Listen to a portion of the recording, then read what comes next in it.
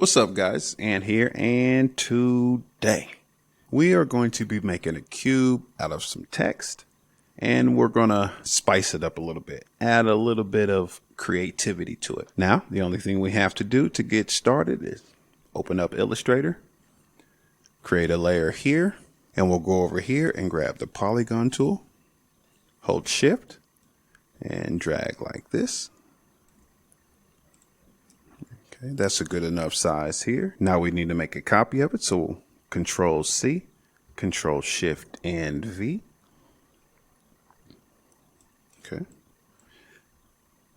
Now let's make sure they are rotated about 90 degrees. Okay, that works. And now both of them, let's just change this color for variations here. And do the bottom. Okay, that looks good. Now we want to make sure both of these corners are intersecting.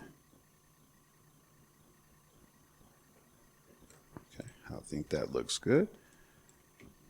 So we'll select both of them, head on up to the Pathfinder tool and click on Divide. So now we have these divided. Let's go ahead and ungroup them, select them both, Control Shift G. That ungroups everything. We don't need this. That's gone. Okay, everything else looks to be in place. Now we'll go ahead and go grab our text here. You can put whatever you like. I'm just going to do something simple today. Okay, now let's make a copy here. To make a copy, you could just click it and then hit Alt and drag. There you go. Now let's see. I think that looks good. Now what we want to do is we want to move these to the back. We'll select both of them, head on up to Object, Arrange, and Send to Back. We want them behind the objects for the effect. Click here, make sure both of these are selected. Head on up to Object, Envelope Distort, make with top object, or Alt Control C. Click on that and there we go. Now we want to do the same thing here.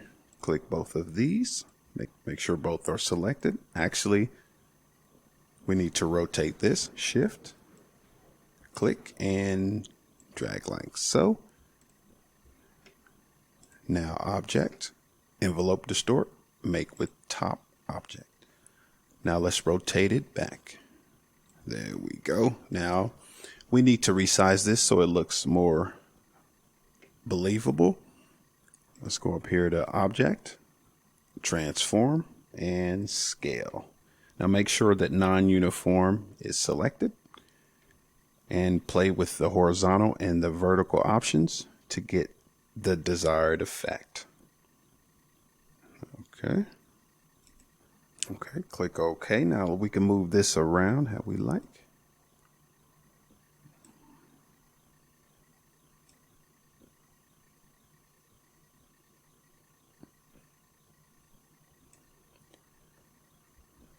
So the editing part is done in terms of how we want the angles. So what we'll do here is we'll select everything, head on up to Object, and click on Expand.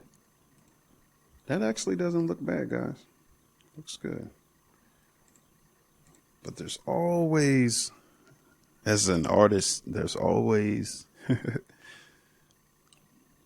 some form of, it's not quite done yet. Let me go ahead and head on up to Object, Transform, and we'll select Shear. And let's see if we can get this just a little bit tighter.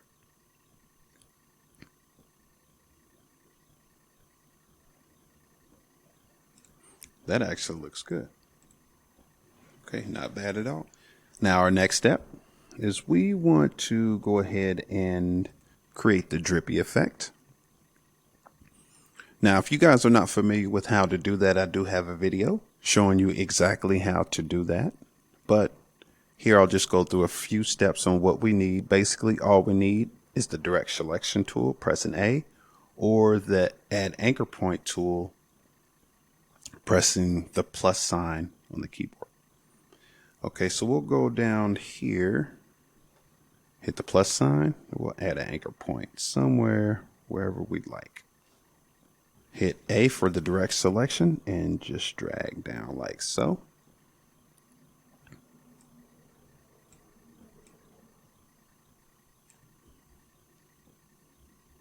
See if we can pull this handle out a tad bit.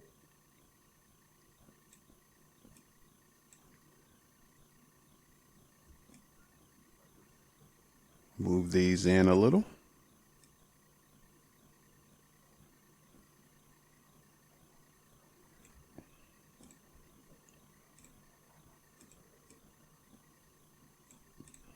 Okay. All right, that looks nice.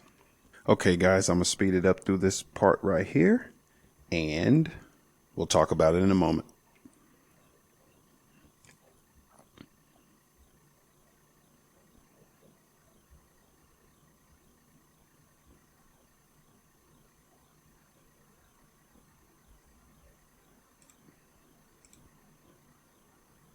So let's resize this.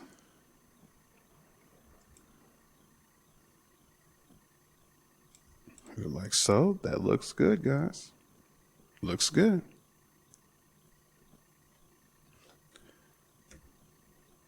Okay, a few little touches and we'll be done. All right, guys. So this part I'm doing right here basically is just a creator's touch. It's just more of aesthetics. So there you have it, guys. Quick and easy way to spice up your artwork a little bit.